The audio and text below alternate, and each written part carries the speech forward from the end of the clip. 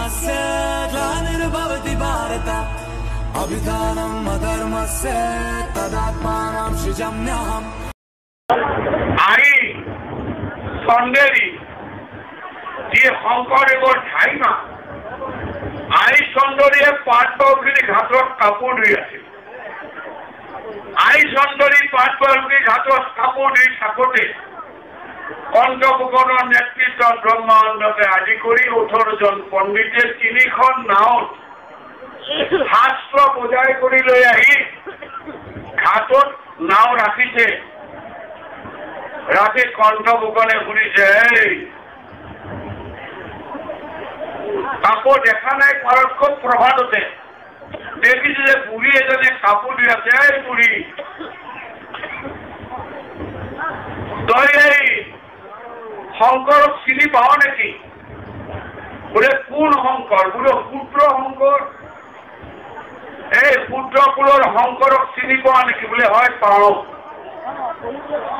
গুৰুসকলনো কিয় শংকৰক বিচাৰিছে বোলে এইবোৰ দেখা নাই এইবোৰ ৰজস্ব কিতাপ নাও ভৰ্তি কৰি মই গংগাৰে আহি ব্ৰহ্মপুত্ৰত কৰি ইয়ালৈকে লৈ আহিছো পাখিৰ পৰা লৈ আহিছো বোলে কিয় বা গুৰুসকলে বা কিয় এইবোৰ লৈ আহিছে চন্দিলে সুধিলে বোলে আমি শংকৰৰ লগত বাস কৰি বোলে কি বিষয় লৈ বা বাস কৰি গুৰুসকলে বোলে বাস কৰিম গীতাক লৈ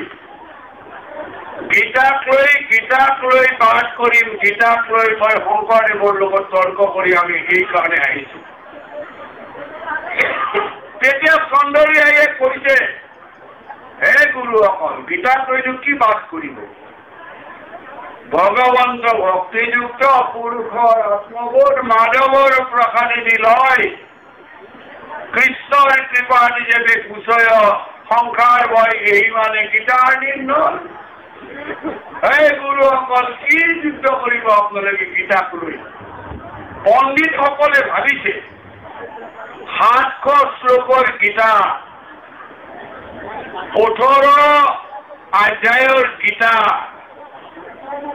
ধৰ্মক্ষেত্ৰে পুৰুষেত্ৰে আৰম্ভ হই জানামি ধৰ্মম নস প্ৰকৃতি শেষা এই মস্ত গীতাখন যিবিলাকে কাশীত যেতিয়া গুৰুকুলত পঢ়িব লাগে খালি গীতাই 3 বছৰ তেওঁবিলাকে অধ্যয়ন কৰে এজনী কাপোৰ ধোৱা তিৰোতাই চাৰিখানি বাক্যৰ মাজত সমগ্ৰ 700 শ্লোকৰ গীতা কি কৰে যে গুৰুসকল গীতানো কি ভগৱন্তক ভকতি কৰিলে ভগৱন্তে কৃপা কৰে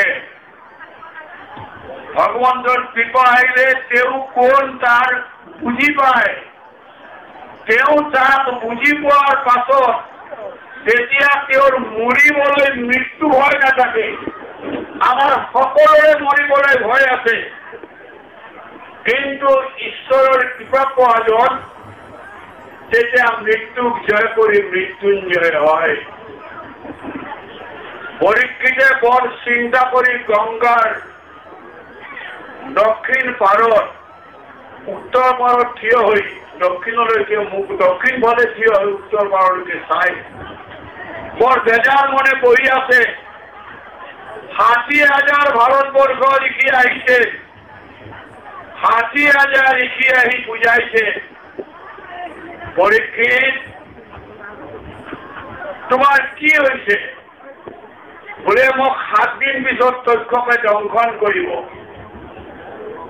নোৱাৰে দংশন কৰিব তুমি হোম কৰা যজ্ঞ কৰা তুমি নানান যিবিলাক বৈদিক যিবিলাক ব্যৱস্থা এই ব্যৱস্থাবিলাকৰ কথা সিদ্ধান্ত তেওঁৰ ভাল লগা নাই পৰীক্ষিতৰ মনত ভাল লগা নাই মই এতিয়া ৰজাও নহয় মই এজন সাধাৰণ মানুহ মই এইবোৰ বৈদিক কৰ্ম কৰিবলৈ হোম কৰিবলৈ যজ্ঞ কৰিবলৈ পূজা কৰিবলৈ ব্ৰত কৰিবলৈ দান কৰিবলৈ জপ কৰিবলৈ মোৰ এতিয়া সময় নাই মোৰ সুবিধাও নাই গতিকে মই কেনেকৈ কৰিম তেওঁ তলমূল কৰি আছে, একো উত্তৰ দিয়া নাই। ৬০,০০০ ঋষি তেওঁৰ চাৰিওফালে পৰি আছে। ৬০,০০০ ঋষিত কোন কোন আছে? নাৰদো আছে, ব্যাসো আছে, আৰু সমগ্ৰ ভাৰতবৰ্ষৰ ঋষি মুক্ত আছে। গুৰু বৃহস্পতি আছে, বশিষ্ঠ আছে, অচিত আছে, দেৱল আছে, অত্ৰি আছে, যাজ্ঞবল্ক্য আছে, পৰাশৰ আছে, বৈজায়ন আছে, চববিলাক ৬০,০০০ ঋষি চব ভাৰতবৰ্ষ সমস্ত ৬০,০০০ ঋষি তেওঁৰ চাৰিওফালে আছে। শুকদেৱ আকাশ মাৰ্গৰ পৰা খোজ কাঢ়ি কাঢ়ি নামি আহিছে। শুকদেৱ আচাৰ্য আকাশ মাৰ্গৰ পৰা খোজ কাঢ়ি কাঢ়ি তেওঁলোকে নামি আহিছে। তেওঁ সৰ্বত্ৰ বিচৰণ কৰিব পাৰে। তেওঁ ঈশ্বৰৰ নামৰ প্ৰচাৰক। শুকদেৱ আচাৰ্য ঈশ্বৰৰ নামৰ প্ৰচাৰক, তেওঁ নামৰ মহাজন।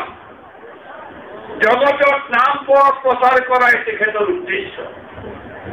তেওঁ আকাশ মাৰ্গৰ পৰা নামি আহিছে। তেওঁৰ গাত কোনো বস্ত্ৰ নাই।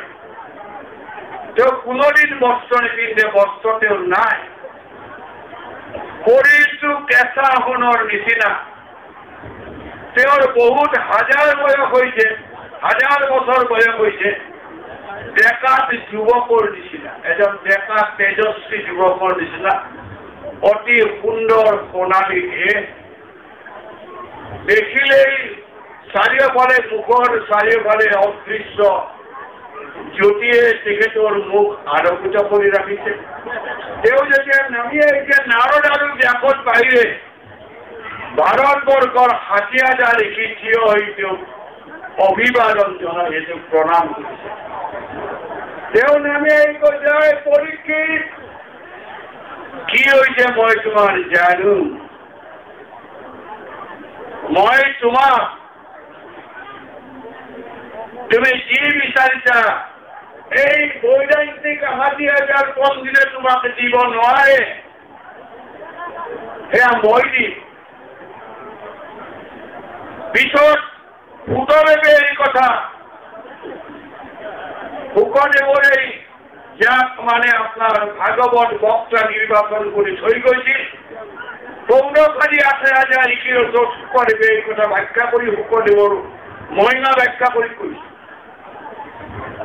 নিগম কল্পতৰুণী গলিত ফলং সুখ মুখামৃত সংযুতম পীনত ভাগবতং রসমালয়ং মুহুরতিকা ভুবি ভাবুকা।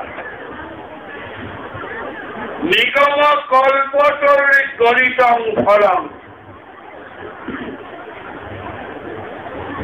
নিগম কল্পতরুর গলিত ফল অর্থাৎ নিগম কল্পতৰু শাস্ত্ৰবিলাকৰ গলিত মানে সুপক্ক সুন্দৰ কৰি পকা সুপক্ক ফল হল ভাগৱত। এই ভাগৱতটো এটা কথা হৈছে, যেতিয়া গছত আম লাগে, আম লাগিলে এনেই পকা আমটো যদি মাটিত পৰে এইটো সোৱাদ। ফুক পক্ষী অৰ্থাৎ টিয়া পক্ষী, সংস্কৃতত ফুক বুলি কয়, চুক পক্ষী বুলি কয় সংস্কৃত ভাষা, অসমীয়াত টিয়া পক্ষী। টিয়া পক্ষীয়ে যদি আম এটা পকা আম এটা খোৱাৰ পাছত আমটো মাটিত পৰে, সেইটো বেছি সোৱাদ লগা। সেই আমটোৰ সোৱাদ বেছি। এই ভাগৱত শাস্ত্ৰখন নিগম কল্পতৰুণী গলিতং ফলং, নিগম কল্পতৰু অৰ্থাৎ ভাগৱত শাস্ত্ৰখন নিগম কল্পতৰু শাস্ত্ৰৰ এটা সুপক্ক ফল। নিগম শাস্ত্ৰ কি? নিগম শাস্ত্ৰ হল বেদ, নিগম শাস্ত্ৰ হল উপনিষদ, নিগম শাস্ত্ৰ হল ব্ৰহ্ম সংহিতা। নিগম শাস্ত্ৰ হল ব্ৰহ্ম সংহিতা। এইবোৰ নিগম শাস্ত্ৰৰ ফল নিগম আৰু আগম আমাৰ সনাতন ধৰ্মত দুটাই পথ এটা হল নিগম এটা হল আগম এটা হল প্রবৃত্তি মার্গ এটা হল নিবৃত্তি মার্গ ভোগ বাঞ্ছা করি কামনার দ্বারা লালায়িত হই জীবনটাকে বিভিন্ন ধরনের উপভোগ করার যেটু হেপা যেটু ভোগ পায় এইটি হল আগম সমগ্র ভোজ পাঠ বাদ দিয়ে সমগ্র কুসম্ভব পরিত্যাগ করি ত্যাগর মনোভাবেরে জগতর কল্যাণ আনি তরুলতা পর্বতক আনি তরুলতা পর্বতক প্রত্যেক যোজন সমুদ্রক সেতু বান্ধি পার হইলা মহাযোজন মানে সীতা উদ্ধার কৰিবলৈ যাওঁতে ৰামে কেৰেলাৰ পৰা থকা শ্ৰীলংকালৈকে যিটো সাগৰ যাক ৰামেশ্বৰম সেতু বন্ধনম বুলি আজিকালি নাম দিয়ে এইটো 100 কিলোমিটাৰ দীঘল 100 কিলোমিটাৰ দীঘল এই সাগৰটোত অনন্ত শপতি তুমি ৰাম শব্দবোৰ চাব আপোনালোকে হে ৰাম অনন্ত মানে যাৰ সীমা নাই তাক জুখিব নোৱাৰে হে ৰাম অনন্ত শক্তিশালী ৰাম তোমাৰ ভাই লক্ষণ তুমি যেনেকুৱা অনন্ত শক্তিশালী তোমাৰ ভাই লক্ষণ যেনেকুৱা শক্তিশালী তুমি লগতে লক্ষণ ৰাবণ যেনেকুৱা শক্তিশালী বিভীষণ তেনেকুৱা শক্তিশালী আৰু পাৰি যেনেকুৱা শক্তিশালী সুগ্ৰীৱ তেনেকুৱা শক্তিশালী আৰু হনুমন্ত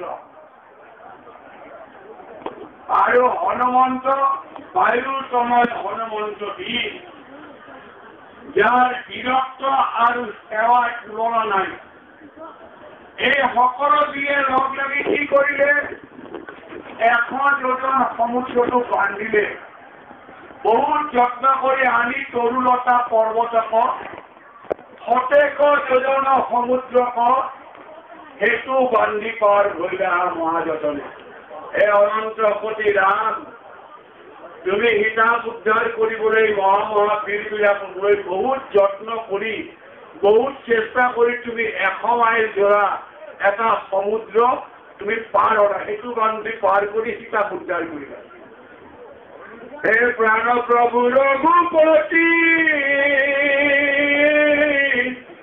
ৰাম ৰাম ৰাম ৰাম ৰাম তোমাৰ কৰিয়া তজু নমস্কাৰ